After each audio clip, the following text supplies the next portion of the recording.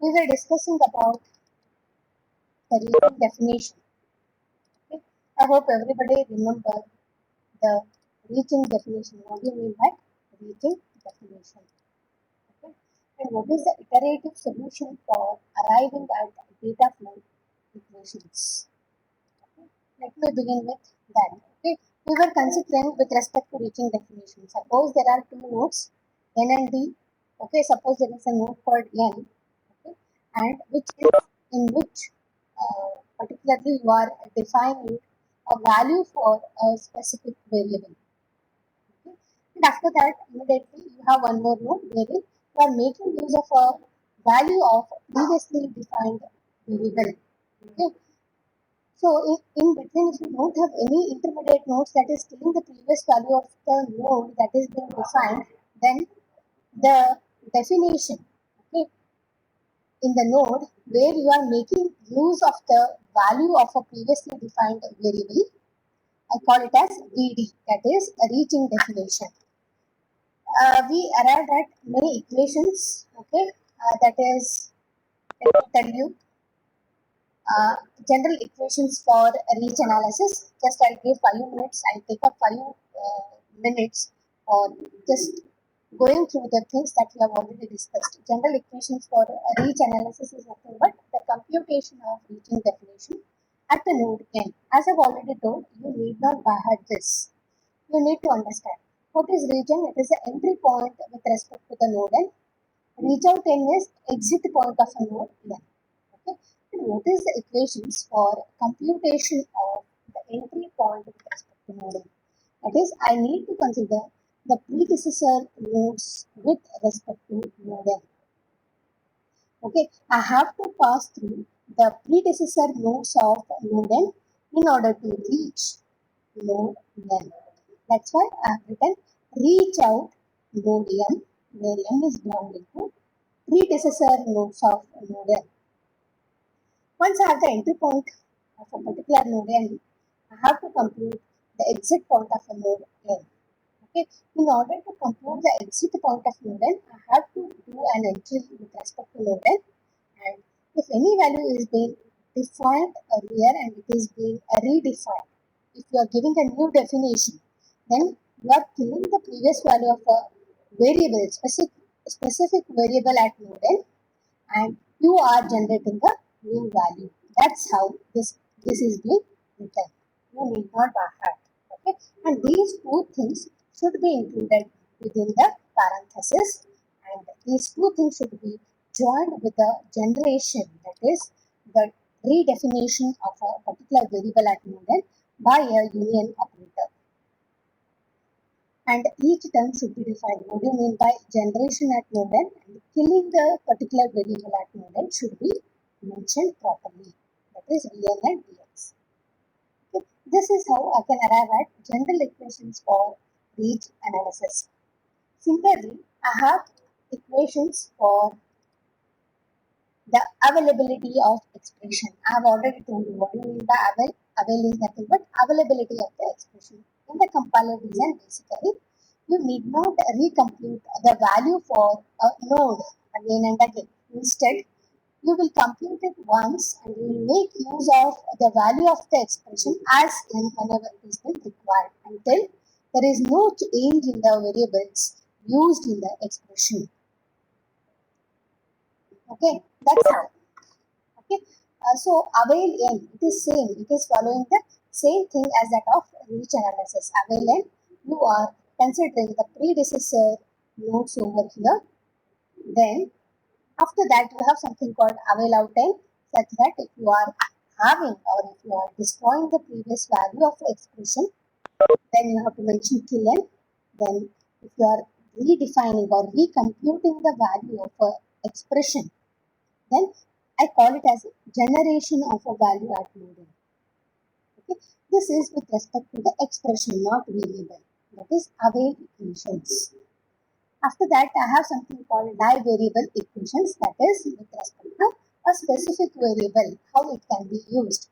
The only difference over here is instead of considering the predecessor nodes, I have to consider successor of a node. with respect to specific variable which is present at a node n. Okay, rest of the things will remain as it is. Only you are supposed to consider the successor, because at the successor node you are going to use the variable. That's why it is with respect to usage of the specific variable defined at node n. Rest of the things are, we are keeping it as it is.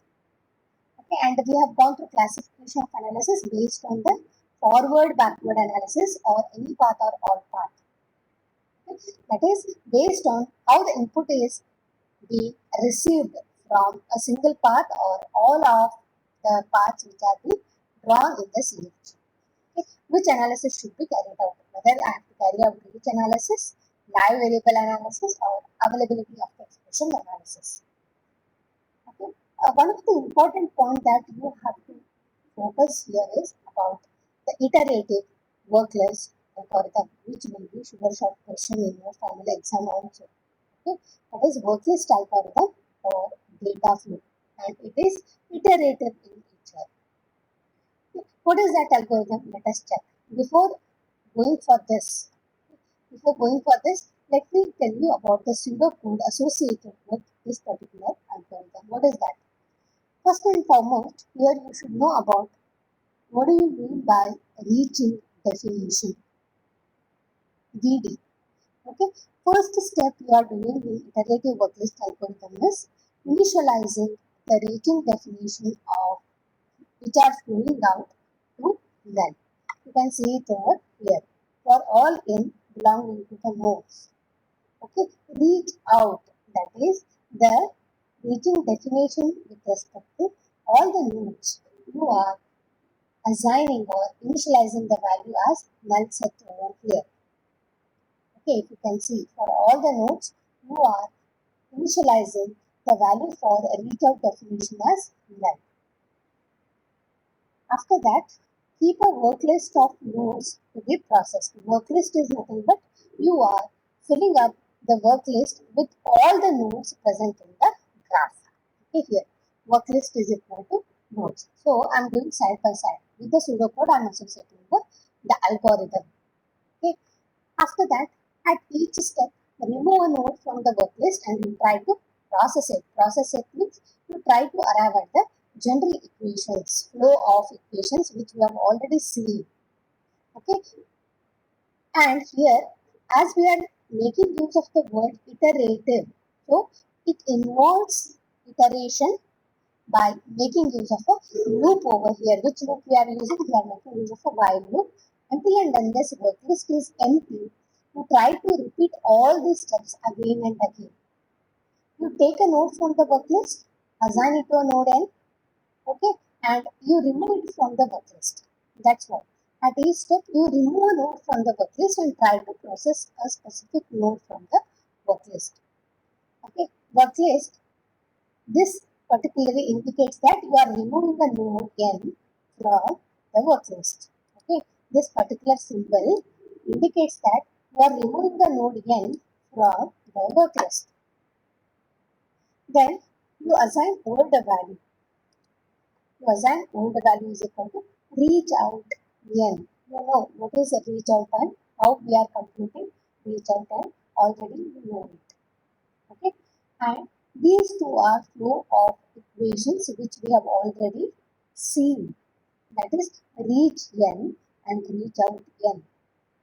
Okay, same equations we have written over here. If you see here, same equations we are making use of in this particular work list algorithm. That is reach in n is nothing but it is the entry point of a particular node where I am considering the predecessor node of n in order to compute a reaching node, and a reach out n is you are making use of reaching n which is previously defined and you are removing the previous value of a specific variables which are defined at n, wherein you are killing the value at node n and you are generating a new value at the node n. Okay, after that suppose if the recalculated value is different for the node, then you are basically adding its successor to the work list because you are arriving at a new value. That is we are doing it over here. If the reach out value, whatever I have computed over here, if it is not equal to the old value, if you are arriving at a new value, then add the successor of node n to the work list. And you process it in the further step. This is the pseudo code for the iterative work list algorithm for reaching the definitions. Same can be applied for live variable analysis as well as avail equations, availability of the expression. But most of the times we are going to ask you for the iterative work list algorithm for reaching definitions. This is very simple. You have to know these steps properly. First and foremost, you initialize the reaching definitions to null. After that, you fill up the work list with all the nodes present in the graph. And since it is iterative in nature, you have to make use of a loop. Okay? You can make use of any loop, but we have made use of while loop. At each step, you remove a node from the work list and try to process it. What is the processing here? You try to compute the reach in and reach out equations. Suppose if the recalculated value is new, then you add successor of a particular node onto the work list and try to process it in the next step. This is how you have to write. First you have to write the pseudo code, then accordingly you write the algorithm. This is the basic algorithm for iterative work list algorithm for reaching definitions. It will be asked for around 10 marks. Okay, more than marks, you have to understand the basic concept involved over here. Don't bahat it. Okay, if you know these two equations properly, then you can write on your own. Don't bahat this. Okay, you have to know the flow with respect to this particular algorithm, what exactly we are doing. If the old value is not, okay, whatever recomputed value is not equal to old value, then you are adding the successor to the work list, then you are processing that node, successor node in the next step. And these steps are executed again and again, and until and unless the work list becomes empty. Once the work list becomes empty, then if there are no nodes to be processed, then you will end up the execution of a particular loop. You will come out of it. As long as there are nodes in the work list, you try to repeat these steps again and again. That is about iterative work list algorithm. Okay. After that, we have something called from execution to conservative flow analysis. Here they have taken one example, that is taintedness. What do you mean by taintedness? We'll just look into that. Let me share the screen with you people. Okay. From execution to conservative flow analysis, they have taken one example called taint mode analysis. What is that taint mode analysis? We'll just look into that. Okay. Actually, it is with respect to the web programming or the injection attacks which we will be seeing with respect to the websites.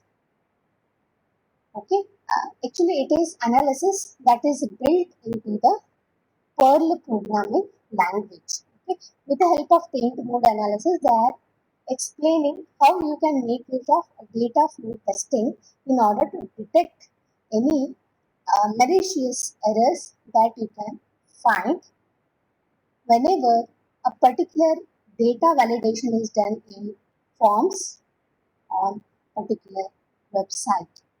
Okay, so that is taint mode analysis we call. Okay, taint mode. What do you mean by taint mode? It is basically used for prevention of programming errors that result from neglecting to fully validate data before using it. Okay, sometimes what happens, you have seen, okay, you will fill up the forms on websites. Okay, what happens sometimes it is not completely validated. Okay, you simply just accept the data without complete validation of the data that has been submitted. What happens if you do like that?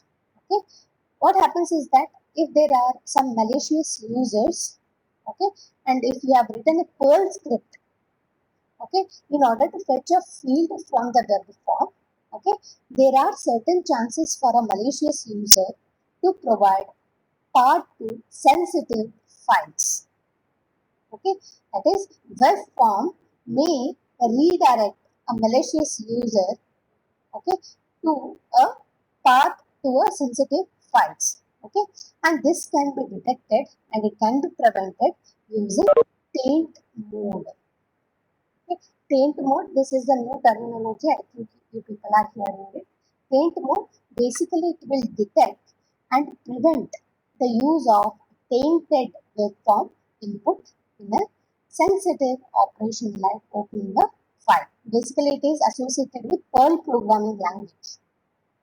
Okay, why we use taint mode? In order to detect, okay, in order to detect the programming errors that resulting from a validation of the data with respect to web form. Okay, it basically detects and prevents the use of tainted waveform input in the sensitive operation like the opening the file. Okay, after that, how we can make use of data flow analysis for taint. Okay, we make use of forward any path analysis with certain tokens for representing tainted variables. Okay, in data flow and how the data flow analysis can be used for this detection of errors with respect to validation of form data is that we go for forward any path analysis. We have looked into this in the previous discussion. Forward any path analysis with certain tokens which will represent tainted variables. Okay, and we have looked into two things, basically genset and killset. What do you mean by genset with respect to this particular scenario? Genset at a particular program point will be, it's a set containing any variable that is assigned a tainted value at that point. Okay, so the sets of tainted variables would be propagated forward to a node from its predecessors. Okay, we have seen which all are predecessor node and which all are successor nodes with respect to a particular graph. Okay, so we make use of gen set over here. Newly generated values will be here, set containing any variable that is assigned a tainted value. Okay, so with the help of this set, you will get to know about any wrong insertion of the data by a malicious user. Okay, and what is the fundamental difference between such tainted mode analysis and classic data analysis? Okay, here we make use of two sets, that is generation and kill sets associated with a program point. These are not constants, they get changed. Okay, whether a value is assigned to a variable is tainted or not, these sets will be these sets will be changing. They are not kept constant, but when it is compared to the other classic data analysis, data flow analysis, what happens is that these sets will not get to know whether malicious user is doing something or not with respect to other analysis. But with the help of data flow analysis, we get to know about the tainted variables or tainted values. Okay, depending on this set, you can get to know about the things that are done by the malicious user. Okay, that is one application with respect to this. Okay, data flow analysis, this is one application they have taken up and they have explained it. Okay, that is tainted mode analysis. You have to know about this.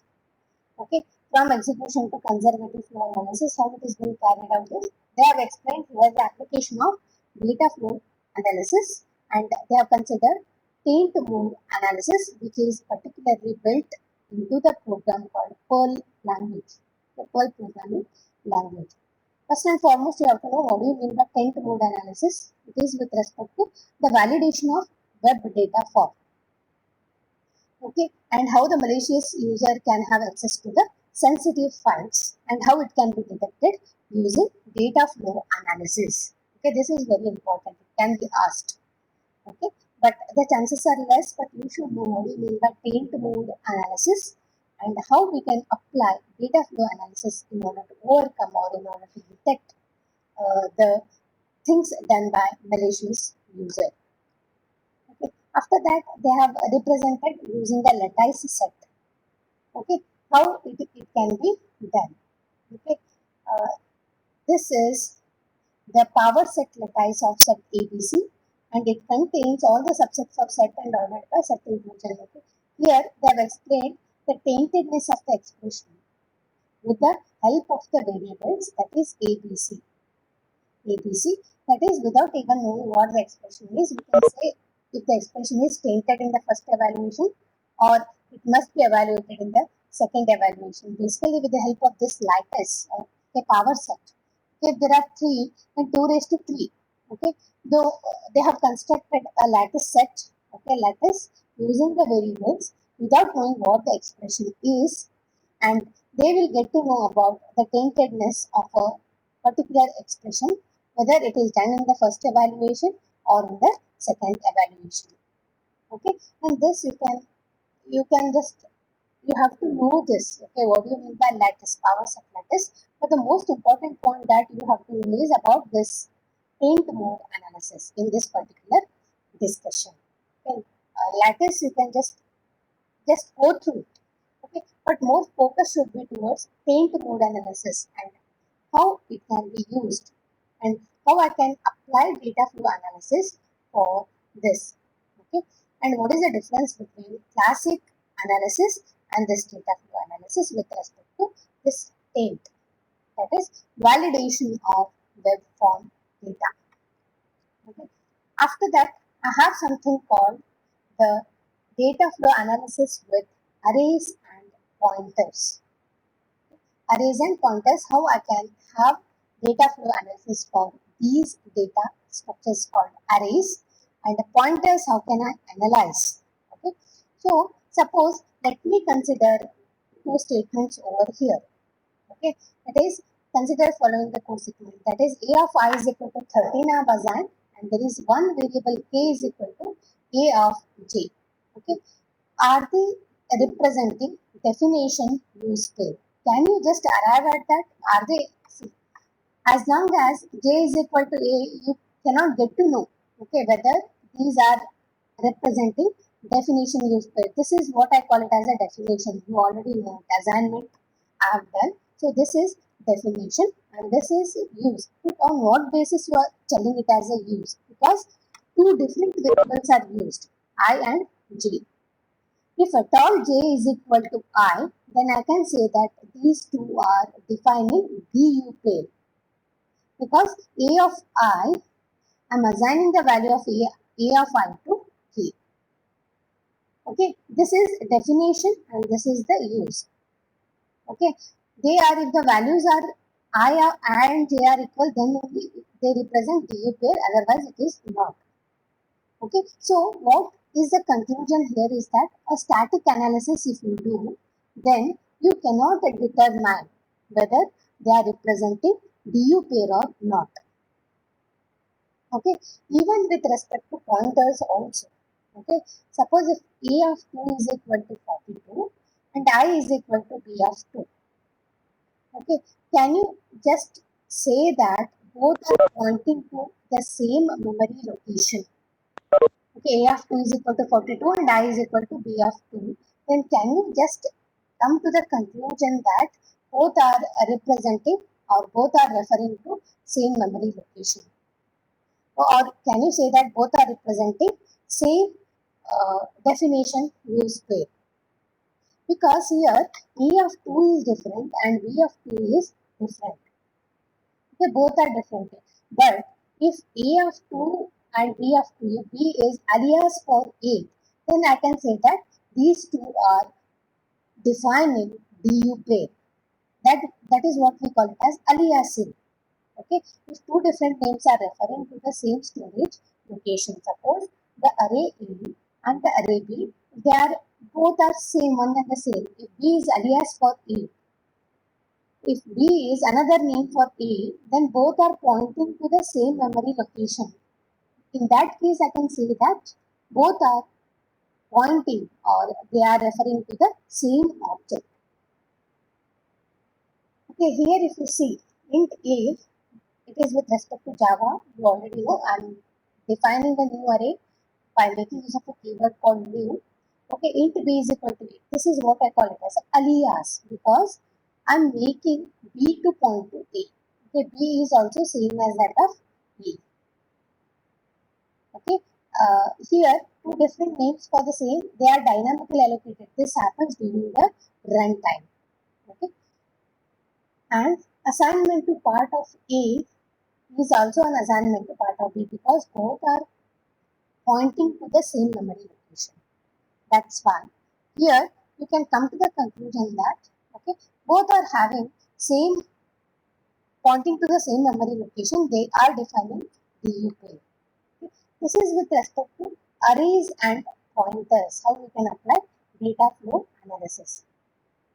Okay. And as far as your this one is considered, the discussion is considered, you should know how you can analyze arrays and pointers with the help of data flow model. Data flow model. That is what is required. Okay, and most of the times we have never asked any questions from this and field mode analysis as well because they are a bit complicated to be understood by the students. Okay, but have little idea on this. Anyways, I will give notes for these two concepts because these two are little bit complex as compared to the previous things. I will make my own notes and I'll try to post it in the Google Classroom. Okay, these data flow analysis with arrays and pointers and from execution to conservative flow analysis, I will make my own notes and then post it in the Google Classroom because that is a bit complicated as compared to the previous content. Okay. After that, we have something called the interprocedural analysis. Okay. The name itself will tell you about it is the analysis with respect to different procedures which are present in the program. Okay. Then see here, look at this particular diagram. How many procedures? Procedures are nothing but the functions itself. We call it as procedures. Function calls. Instead of referring it as a function, I refer it as a procedure over here. Okay. There are basically three procedures over here. One with the name foo and sub and bar. If you see in the particular diagram here, with respect to foo, okay, it is referring or it is making a call to sub function. That's why the control is getting transferred to the function called sub. Okay, from sub, okay, here from bar also there is one more procedure called bar, which is also making a call to a function called sub. Both are calling sub. Okay, with the help of this, what they are explaining you is about context sensitivity. Okay, context sensitivity. What do you mean by context sensitivity? We'll just look into that. 1 second.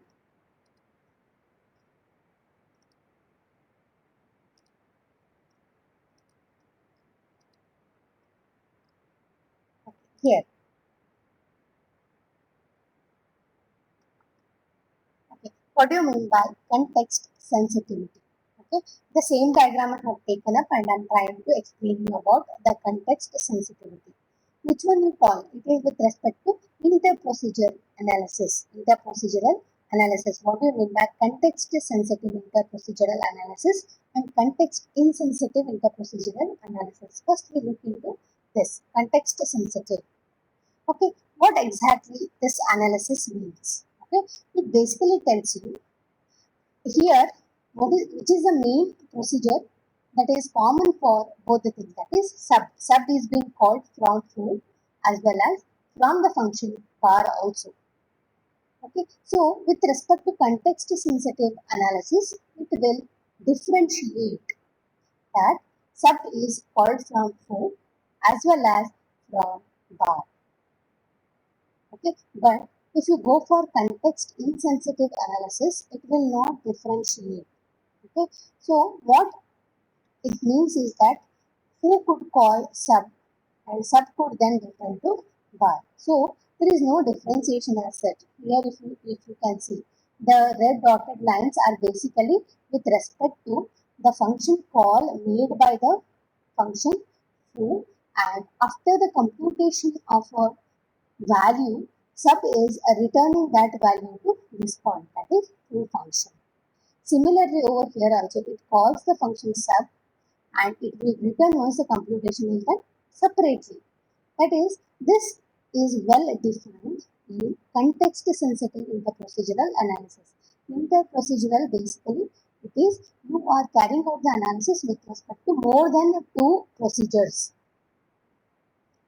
Okay, basically you are distinguishing the function calls made by two different functions in context-sensitive interprocedural analysis, whereas the case is different. It is contrast in context-insensitive interprocedural analysis. Means what happens in context-insensitive is that if foo could call sub, then sub could then return to bar. So there is no differentiation made as such. Okay, foo calls a sub and sub will return a value to bar. Like that, it will be interpreted. There is no clear line that is made for functional calls made by two functions separately, but that is well differentiated in context sensitive analysis. Okay, that is about interprocedural analysis. That is about interprocedural analysis. Okay. Any doubts with respect to this?